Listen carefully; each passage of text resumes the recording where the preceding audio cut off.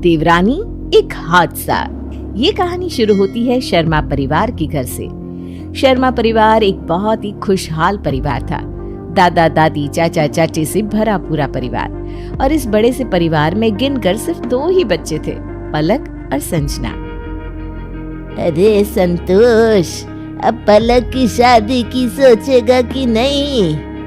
26 की हो गई है पलक, और उसके बाद 7 की संजना भी है। बड़ी को पार करेगा तब तो दूसरे का नंबर आएगा। मेरी दी कहीं नहीं जाएगी दादी, आप घूम फिर कर शादी की बात क्यों करने लगते हो? अरे बेटा, एक ना एक दिन बेटियों को तो पराई होना ही पड़ता है। और तू क्या बोल रही है? तेरी दीदी के जाने के बाद तू खुद मुझे बोलेगी, मम्मी अब मेरा इस घर में मन नहीं लगता, मेरी भी शादी करा दो। हाँ तो फिर ठीक है, मैं उसी घर में शादी करके जाऊंगी जहाँ दीदी जाएगी। ठीक है ना दीदी? हाँ हाँ मेरी पगली, पर अगर मेरा पति इकलौता बेटा हुआ तो क्या करेगी तू? पड़ोसी तो होंगे ना उनके, कोई जंगल में तो जाओगी नहीं तुम, पड़ोसी के घर में शादी कर लूंगी। ये थी पलक और संजना। दोनों में इतना प्यार कि क्या कहना। संजना अपनी दीदी के बिना 1 मिनट नहीं रह सकती थी, और ऐसा ही पलक के लिए भी था। रात को खाने के टेबल पर सुषमा सभी के प्लेट में मिठाइयाँ परोसती है, पर पलक की प्लेट में नहीं, जिसे देखकर संजना को बहुत बुरा लगता है। ये लो दीदी, तुम मेरे प्लेट की मिठाई खा लो। हद कर दी मम्मी ने, अभी तो तुम्हारी शादी हुई भी नहीं और ये अभी से ही तुम्हें पराई कर रही हैं। हाँ, दीदी की लाडली, बर्थडे का नुस्खे। ये तो तेरी माँ अच्छा ही कर रही है कि इसकी मिठाइयाँ बंद कर रही है। शंभू रिश्ते तो देख ही रहा है इसके लिए, क्या पता कब कौन सा लड़का पसंद आ जाए, तो हमारी लड़की भी दिखने में सुडौल तो लगे, वरना ऐसे ही खाती रहेगी तो शादी तक लहंगे में फिट होने जैसी भी नहीं बचेगी। और कुछ दिनों बाद शंभू को सुमित नाम के एक लड़के का प्रोफाइल बहुत पसंद आता है। बिना देरी किए पूरा शर्मा परिवार सुमित को देखने चला जाता है। बात व्यवहार में भी लड़का ठीक है माँ जी, मुझे तो लड़का समझ आ रहा है। मुझे तो एक ही नज़र में लड़का संस्कारी लगा, और सबसे अच्छी बात, इसे पीने खाने की कोई बुरी आदत नहीं है। नशे की आदत में इंसान सब कुछ खत्म कर देता है। अगर वैसी कोई आदत नहीं होगी तो कभी काम में मंदी भी आएगी तो दोनों संभल कर खुश रह लेंगे। घर में छोटा भाई भी है तो आगे चलकर हमारी पलक पर ज़्यादा काम का प्रेशर भी नहीं आएगा, और देवरानी पर काम छोड़कर वो मायके आ सकेगी। पर हमारे पसंद करने ना करने से कुछ नहीं होने वाला दादी। दोनों गया है ना कमरे में बात करने, उन दोनों का एक दूसरे को पसंद करना ज्यादा इम्पोर्टेंट है। पलक सीधी सादी थी और सुमित भी बड़े शांत स्वभाव का था, तो दोनों की बातें और सोच बिल्कुल मेल खा जाते हैं, और वो इस रिश्ते के लिए राजी हो जाती। नाचती गाती हुड़दंग करती हुई पलक मंडप तक पहुंचती है। ये पलक क्या कर रही है? कहीं इसके ससुराल वाले नाराज ना हो जाए। पर नाराज होने की बजाय पलक के ससुराल वाले उसके साथ ही डांस करने लगते हैं। ये तो जितना सोचा था उससे भी अच्छा परिवार निकला। दी की किस्मत तो बड़ी अच्छी है। विदा होकर पलक अपने ससुराल चली जाती है। 2 दिन बाद संजना के पास पलक का कॉल आता है। तेरा वो पिंक वाला ड्रेस लेकर आएगी क्या एक बार? वो क्या ना, मैं पैकिंग कर रही हूँ, हम स्विट्जरलैंड जा रहे हैं। सुमित ने ना मुझे कल सरप्राइज दिया। वाह दी, तुम्हारी तो किस्मत ही खुल गई। और घर वाले कैसे हैं? सबका नेचर कैसा है? अरे तू ड्रेस लेकर आएगी ना, सबसे मिल लेना और खुद देख लेना। पलक ड्रेस लेकर अपनी बड़ी बहन के ससुराल पहुंचती है। आइए आइए, आप ही का इंतजार था। भाभी अंदर बैठी है, आप आराम से गप्पे लगाइए, तब तक मैं चाय बना कर लाता हूँ। तुम्हें कुकिंग आती है? चाय बनाना कुकिंग में तो नहीं आता, पर वैसे आज दोपहर के खाने का जिम्मा भी मैंने ही ले लिया है, तो मेरे हाथ का खाना खाकर ही जाना। संजना पलक के पास जाती है। पलक उसे अपना पूरा ससुराल घुमाती है, सभी लोगों से मिलाती है। सभी में इतना प्यार और मेल झोल देखकर संजना को लौटने का मन ही नहीं करता। कुछ दिनों में तो मेरी भी शादी हो जाएगी, किसी और घर में जाने से अच्छा है इसी घर में क्यों ना आ जाऊं? ट्राइड एंड टेस्टेड भी रहेगा। अब संजना आए दिन अपनी बहन के ससुराल आ जाया करती। अरे संजना, तू अचानक? हाँ, क्यों मैं नहीं आ सकती यहाँ? वैसे भी तुम्हारे बिना मेरा वहाँ मन नहीं लगता। सुनो ना, मैं क्या कह रही हूँ, तुम्हारा जो देवर है ना, उससे मेरी सेटिंग करवा दो ना। मोहित से? और कोई नहीं मिला तुझे? तेरे क्लास में तो था वो वरुण, उसका क्या हुआ? अरे यार, वो सीरियस रिलेशन नहीं था, वो तो ऐसा ही था। शादी वादी करनी है मुझे दी, अब बॉयफ्रेंड गर्लफ्रेंड के दिन गए। 2 दिन बाद फिर सुबह सुबह संजना अपनी बहन के घर आ जाती है। सभी ब्रेकफास्ट कर रहे थे। अरे मेरी साली साहिबा आई है, आओ आओ संजना, तुम भी नाश्ते के लिए बैठ जाओ। अरे नहीं नहीं जीजू, मैं फुल टाइट हूँ। मैं तो बस यहाँ से गुजर रही थी तो सोचा कि दी को हाय कर दूं। और बताओ मोहित, कैसे हो तुम? किस साइड जा रही थी तुम? 10 मिनट रुक जाओ, मोहित भी दुकान के लिए निकल रहा है, वो तुम्हें छोड़ता हुआ चला जाएगा। अपनी बहन की ओर देखकर संजना आंख मारकर मोहित के साथ निकल जाती है और अपने घर वापस लौटने के बाद उसे फोन करके फिर से वही बात कहती है। तुम करोगी या नहीं अपने ससुराल वालों से बात? किसी काम की नहीं हो बहन तुम। बचपन से मैंने कुछ भी किया ना, बचपन से मैंने कुछ भी लिया तो दो लिया। जब तुम्हारी बारी आई तो तुम कन्नी काट रही हो। पता नहीं कैसी देवरानी आएगी तुम्हारी, शादी के बाद तुम्हारी बैंड बजा कर रखेगी। ये चाहती हो क्या तुम? मैं यहाँ तुम्हारी फिक्र कर रही हूँ और तुम्हें खुद की पड़ी है। अरे ऐसी बात नहीं है संजना, मैंने कल बात करने की कोशिश की थी पर मेरी सास ना बात बीच में काट कर चली गई। अच्छा, आज ना मैं डायरेक्ट खाने के टेबल पर सभी के सामने मोहित की शादी की बात छेड़ देती हूँ और जैसे ही सब लड़की देखने की बात करेंगे मैं तुम्हारा नाम सजेस्ट कर दूंगी। बाकी मोहित और मेरी इतनी ट्यूनिंग तो हुई गई है कि वो खुद ही मेरा नाम सजेस्ट कर देगा। तुम बात तो छेड़ो। और अपनी बहन की जिद के आगे रात को खाने के टेबल पर पलक इस बात को छेड़ ही देती है, जिसे सुनते ही मोहित शर्मा कर अपने कमरे में चला जाता है। ये लो मम्मी, लड़के की तो हाँ, तकलीफ तो मुझे भी नहीं है बेटा, पर बड़े बुजुर्ग कह कर गए हैं कभी एक ही घर की 2 बेटियां अपने घर नहीं लानी चाहिए, क्योंकि अगर इन दोनों के बीच संबंध बगड़े ना तो सिर्फ ये घर नहीं, इनका मायका भी तबाह हो जाएगा। ये किस जमाने की बात करने लग गई आप किरण जी? ऐसे तो आपकी दोनों बहनें भी एक ही घर में गई हैं, कभी अनबन हुई है क्या दोनों के बीच? इंसान को खुद ठीक रहना पड़ता है। ठीक है, तो बहू तू अपने घर पर बात कर, देख वो लोग क्या कहते हैं। जिस चीज का डर किरण के मन में था वही डर संजना की दादी के मन में भी था।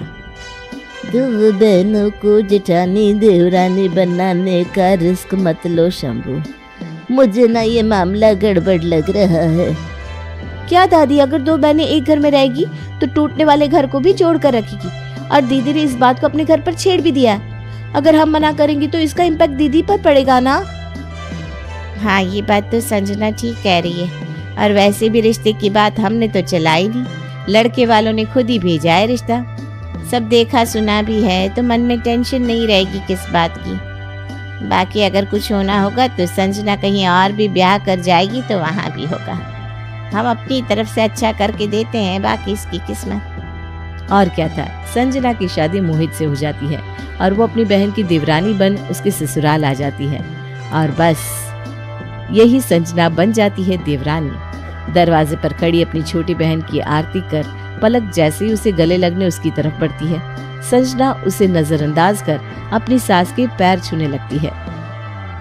इस घर की बड़ी आप है मम्मी जी, पहले आप, उसके बाद ही कोई। तुझसे मुझे यही उम्मीद थी, सदा सुहागन रहो बहू। नया जोड़ा सभी के पैर छूता है और उसके बाद दूध में अंगूठी ढूंढने की रस्म शुरू होती है। मोहित लगातार 2 बार अंगूठियां ढूंढ लेता है। हमेशा रिश्ते पर डोमिनेट तो देवर जी ही करने वाले हैं, देख लेना संजना। आप और जीजू में आप डोमिनेट करती हैं तो यहाँ ये कर लेंगे। हर रिश्ते में औरत ही ऊंची रहे जरूरी तो नहीं ना दी, कभी मर्दों को भी मौका मिलना चाहिए, ऐसे ही तो घर चलता है। क्यों जीजा जी? ये क्या कह रही हो संजना? मैं तो ये रस्म तो हो गई मम्मी जी, अब क्या करूं मैं? संजना पलक की बात काट देती है। पलक को भी संजना की ये बात पसंद नहीं आती और अगली सुबह जब संजना पलक से कुछ पूछती है तो पलक एक शब्द नहीं कहती। इस रसोई में कुछ मिल क्यों नहीं रहा दी? खीर कैसे बनाते हैं और इलायची कहाँ रखी है? अरे दीदी, तुम कुछ बोल क्यों नहीं रही हो? तुम्हारी पहली रसोई है, तुम समझो कौन सी चीज कहाँ होगी। मैं भी जब इस घर में आई थी ना तो मुझे किसी ने कुछ बताया नहीं था, क्योंकि मम्मी जी रसोई में पैर भी नहीं रखती। बाहर से बहुत अच्छा लग रहा था ना तुम्हें ये घर, अब समझ में आएगा। लोग ठीक ही कहते हैं, जिठानी जिठानी ही होती है। शुरुआत तुमने की थी। कल तो मैंने एक छोटी बहन की तरह तुम्हें गले लगाया, पर उस वक्त तुम्हें टेंट्रम्स थ्रो करने थे। अपनी शादी में तुम नाच रही थी दी, तब तो कोई बीच में नहीं आया, और अब मैं अपने ससुराल वालों से गले मिलने लगी, उसमें भी आपको प्रॉब्लम है। ये मोमेंट भी छीन लेना चाहती हो क्या तुम? रहने दो, मैं कर लूंगी सारी तैयारी। और संजना कमरे में जाकर मोहित से ही सारी रेसिपी पूछ लेती है। अरे मेरी सुना बाबू, भाभी तो है ही रसोई में, उनसे पूछ लेती। शायद पूछा होगा, नाकामी हाथ लगी होगी, इसीलिए घूमते फिरते अपने पति के पास आ गई। गलती की क्या मैंने? ये कहकर रोती हुई संजना मोहित के गले लग जाती है। क्या? ये तो बहुत गलत किया भाभी ने। तुम टेंशन मत लो, मैं चलता हूँ किचन में, सब कुछ निकाल कर दे दूंगा तुम्हें और बता दूंगा कैसे बनाना है। कहो तो मैं ही बना दूं? नहीं, ऐसा नहीं कर सकते। संजना खुद ही रसोई बनाती है और सभी को अपनी पहली रसोई परोसती है। एक बात मैं बता दूं, संजना ने आज पहली बार ये सब बनाया है अपनी लाइफ में। फिर तो बहू को स्पेशल गिफ्ट मिलना चाहिए भाई। ये कहते हुए विनोद अपने पर्स से ATM कार्ड निकालकर अपनी बहू के हाथ में रख देता है। जो समझ में आए खरीद लेना बहू, रात को जब दुकान से लौटूंगा तो कार्ड वापस कर देना। ये अच्छा है, मेरे वक्त तो 501 रुपए हाथ में रख दिए और नई बहू को ATM कार्ड सौंप दिया पापा जी ने। ये तो वही बात हो गई पापा जी कि जिसे खाना बनाना आए वो अगर 56 भोग भी परोस दे तो कोई बड़ी बात नहीं, और जिसे ना आए वो पानी भी पिला दे तो वाह वाह हो जाए। ये कहते ही पलक की आंखें भीग जाती हैं और वो अपने आंसू पोंछते हुए अपने कमरे में चली जाती है। ये अपना अच्छा नहीं किया पापा, रोने लग गई ना बेचारी, दिन भर तो सभी के कामों में लगी रहती है, अब वैल्यू नहीं मिलेगा तो रोएगी ही। मैं जाता हूँ उसके पास। अभी तो बातें हल्की फुल्की लग रही थी कि शाम को सुषमा पलक को कॉल करके उसका हालचाल पूछती है। क्या बताऊं मम्मी, दिन भर तो काम करती थी, सोचा था देवरानी आएगी तो हाथ बटाएगी, पर यहाँ तो सब कुछ उल्टा ही हो गया। कितना मनाया मैंने अपने ससुराल वालों को संजना के लिए, और वो तो यहाँ आते ही बदल गई। यहाँ सब उसके अपने हो गए मम्मी, और मैं पराई। यहाँ की वहाँ करना, मेरे देवर को मेरे खिलाफ भड़काना, जीना हराम कर दिया उसने मेरा। ऐसी तो नहीं थी संजना, मैं बात करूंगी उससे, बेटा तू रो मत। पलक अपनी माँ से फोन पर बात कर रही थी कि उसके कमरे के बाहर से गुजर रही संजना सब सुन लेती है। वो गुस्से में अपने कमरे में जाती है और अपनी माँ को कॉल लगाकर कहती है, नहीं विदा हुई हूँ मैं मम्मी, पर मुझे कॉल नहीं लगाया आपने। अभी भी आपको अपनी बड़ी बेटी की चिंता है। अपने ससुराल आए 2 मिनट नहीं हुआ था मुझे कि सभी के सामने ताने देने लग गई कि पति इस रिश्ते को डोमिनेट करेगा। वो क्या चाहती है कि मेरा पति मुझ पर हावी हो, हाथ उठा दे मुझ पर? यही चाहती है क्या वो? इतना अपशगुन बोलती है मम्मी, इतना अपशगुन। अरे मुझे क्या पता बेटा, मुझे लगा एक को कॉल करूंगी तो दूसरे के बारे में पता चल जाएगा। तेरी नई नई शादी हुई है, मुझे लगा तू जमाई जी के साथ बैठी होगी। कहाँ बैठने देती है तुम्हारी बेटी मुझे मेरे पति के साथ? जैसे ही मोहित के पास जाती हूँ उसके पास आकर बैठ जाती है। इतनी बेहूदगी मम्मी की क्या बताऊं। अब दोनों बहनों का कलेश ससुराल से मायके तक पहुंच जाता है, और सुषमा अपनी एक बेटी से बात कर लेती तो दूसरी नाराज हो जाती, दूसरे से कर लेती तो पहली। इसी में आ जाती है दिवाली। सुषमा अपनी दोनों बेटी और दामादों के लिए गिफ्ट्स उनके ससुराल भेजती है। देखो बहू, तुम्हारे मायके से क्या आया है। मैंने तो समधी जी का भेजा हुआ गिफ्ट पहले ही डिसाइड कर लिया था। तुम दोनों के लिए भी तोहफे आए हैं, मैं खोल कर देखती हूँ। सुषमा ने अपने हिसाब से सब कुछ बराबर ही दिया था, पर जिसके मन में शक आ गया हो उसे तो हर चीज में बुराई दिखेगी ही। पिंक कलर मेरा फेवरेट है और मम्मी ने दी के लिए पिंक साड़ी भेज दी। वाह मम्मी वाह। एक काम कीजिए मम्मी जी, ये साड़ी आप ही रख लीजिए, ये अपनी बड़ी बहू को दे दीजिए। अरे बहू, गुलाबी रंग की तो कितनी साड़ी है तेरे पास, शायद इसीलिए तेरी माँ ने। कोई नहीं मम्मी जी, मेरा कोई भी नहीं है, कम से कम आप तो मेरी अपनी बनिए, आप तो मेरा साथ दीजिए। धीरे धीरे अब संजना और पलक एक दूसरे को देखना तक बंद कर देती हैं।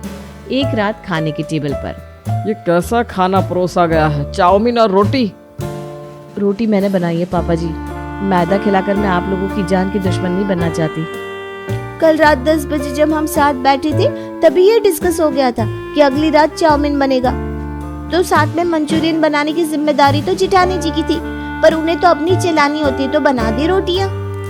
पलक, तुम बड़ी हो ना, बात कर लेती संजना से। यही तो बुराई है इस घर की मम्मी, कि सब कुछ मेरी बीवी को ही समझने को कहा जाता है। क्यों, संजना दूध पीती बच्ची है क्या? वो नहीं बात कर सकती थी पलक से? आज तक मैं चुप रहा हूँ भैया, इसका मतलब ये नहीं कि आप मेरी बीवी को कुछ भी कहे। अगर कायदे से रहेंगे तो मैं भी आपकी इज्जत करूंगा। अगर आप कायदा भूलेंगे तो कायदा बोलना मुझे भी आता है। और दोनों के बीच बात इतनी बढ़ जाती है कि खाने की प्लेट फेंक कर दोनों भाई अपने अपने कमरे में चले जाते हैं। खाकर मानोगी क्या मेरे पति को तुम? हाय लगेगी मेरी, वंश नहीं बढ़ेगा तुम्हारा। ज्यादा जुबान चलाई ना तो एक कान के नीचे लगा दूंगी। मैं तुम्हारी छोटी बहन नहीं रही पलक कि तुमने मारा और मैंने मार खा लिया। वो दिन गए। और आप दोनों खड़े होकर क्या देख रहे हैं? पापा जी, मम्मी जी, आपके सामने ये मुझे मारने की बात कर रही है और आप भूत बनकर खड़े। मुझे अब इस घर में रहना ही नहीं, जा रही हूँ मैं। और अंधेरी रात को बिना कोई सामान लिए संजना अपने घर से निकल जाती है। सभी उसके मायके में फोन लगाते हैं पर वो वहां भी नहीं जाती। मोहित उसे ढूंढने जाता है तो वो उसे पार्क में बैठी हुई मिलती है। ये क्या हालत बना ली है तुमने अपनी संजना? और ऐसे तुम पार्क में आकर बैठ गई, तुम्हें कुछ हो जाता तो? जमाना कितना खराब है। तो कहाँ जाती मोहित? मेरा मायका भी उस पलक ने छीन लिया और ससुराल भी। अब तुम्हें उस औरत के साथ रहने की कोई जरूरत नहीं है। अब इस घर का सीधा सीधा बंटवारा होगा। और हर रोज की कलेश से परेशान होकर विनोद और किरण अपने घर का बंटवारा कर देते हैं। आज पलक और संजना को अलग हुए 2 साल हो चुके हैं। इस बंटवारे के साथ सिर्फ ससुराल ही नहीं, मायका भी बट गया। अब तो जाने की उम्र आ गई मेरी। पता नहीं कब मेरी पोतियाँ मुझे अपना चेहरा दिखाएगी। पहले को बुलाओ तो दूसरी नाराज, दूसरी को बुलाओ तो पहली। मेरी बात मान लेते तुम लोग तो कम से कम उनका मायका तो खत्म ना होता।